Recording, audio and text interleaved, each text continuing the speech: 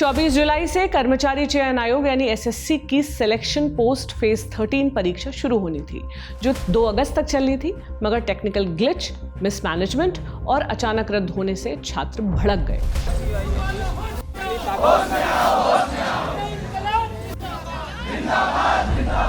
प्रदर्शन के लिए वो सड़कों पर उतर आए। विरोध दिल्ली तक सीमित नहीं रहा, बल्कि मुंबई, पटना, लखनऊ, जयपुर, कोलकाता, भोपाल में भी फैला। परीक्षाओं में धांधली को लेकर सरकार का रुख, स्टूडेंट्स की क्या मांग है और जिम्मेदार लोग क्या कार्रवाई करने वाले हैं, समझेंगे इंडिया टुडे मैगजीन में छपी हमारे साथी हिमांशु शेखर की रिपोर्ट के जरिए। नमस्ते, मेरा नाम प्रतीक्षा है और आप देख रहे हैं इंडिया टुडे हिंदी।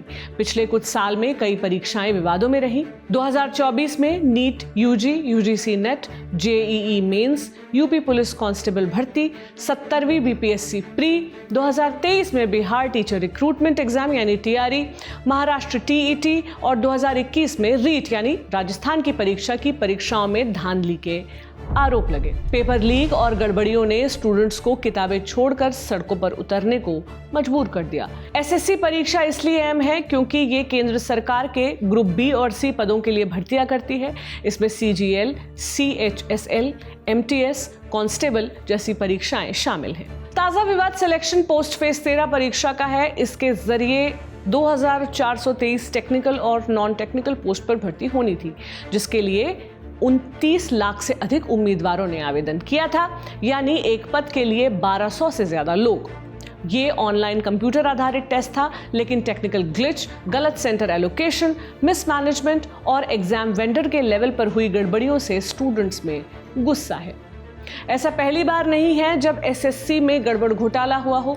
2018 में सीजीएल पेपर लीक कांड के बाद प्रदर्शन हुए, फिर 2023 और 24 में सीएचएसएल और जीडी कांस्टेबल परीक्षाओं में भी ऐसी शिकायतें आईं।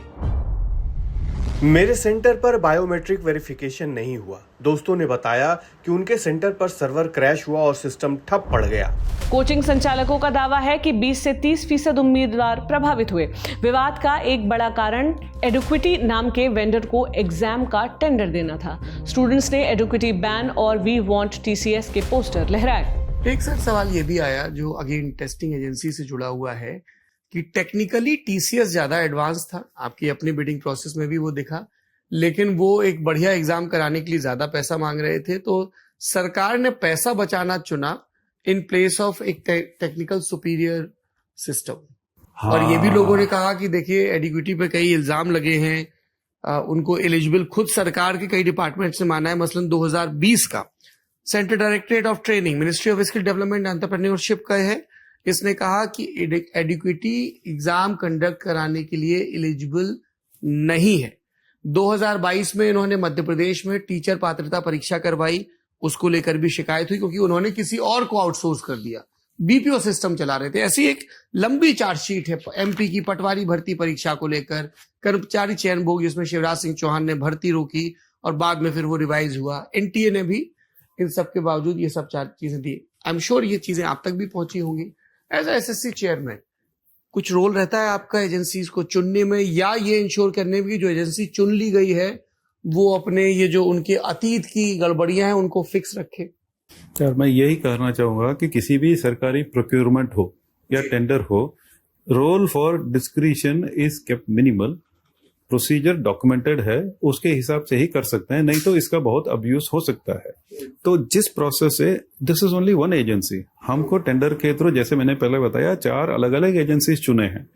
उस हर एजेंसी को एक टेंडर करवा के ओपन ट्रांसपेरेंट प्रोसेस के टेक्निकल एवेल्युएशन करते हैं, उसके बाद फाइनेंशियल एवेल्युएशन करते हैं, उसके बाद सेलेक्ट करते हैं। तो एक बात तो है, जिसके पास लो बिड है लेकिन टेक्निक नहीं है वो सेलेक्ट नहीं होना चाहिए, और जिसके पास खाली टेक्निक है लेकिन रेट एस्ट्रोनॉमिकल है वो भी नहीं आना चाहिए।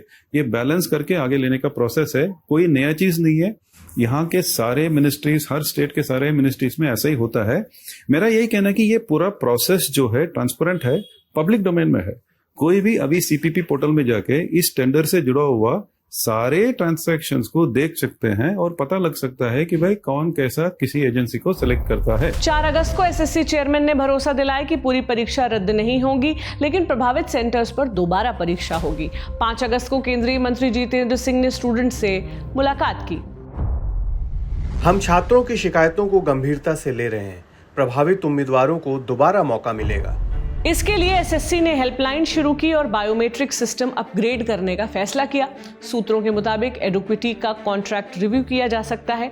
आखिर परीक्षाओं की प्रोसेस ट्रांसपेरेंट और टाइमली कैसे होगी? कंप्यूटर आधारित परीक्षाएं रामबाण नहीं। जो एजेंसियां हाल के सालों में परीक्षाओं के आयोजन के लिए बनी हैं, उनके पास पर्याप्त क्षमताएं नहीं हैं। समस्या की जड़ आउटसोर्सिंग ही है, क्योंकि इसमें जवाबदेही तय करना बहुत मुश्किल है। यानी मजबूत लीगल फ्रेमवर्क के साथ अपना सिस्टम बनाना होगा जिसमें आउटसोर्सिंग पर डिपेंडेंसी कम हो, तब भी गड़बड़ियों पर काबू पाया जा सकता है, ताकि नौजवानों को किताबें छोड़कर सड़क पर ना उतरना पड़े। इस मामले पर आपकी क्या राय है, हमें जरूर बताएं। आप देखते रहे इंडिया टुडे हिंदी। शुक्रिया।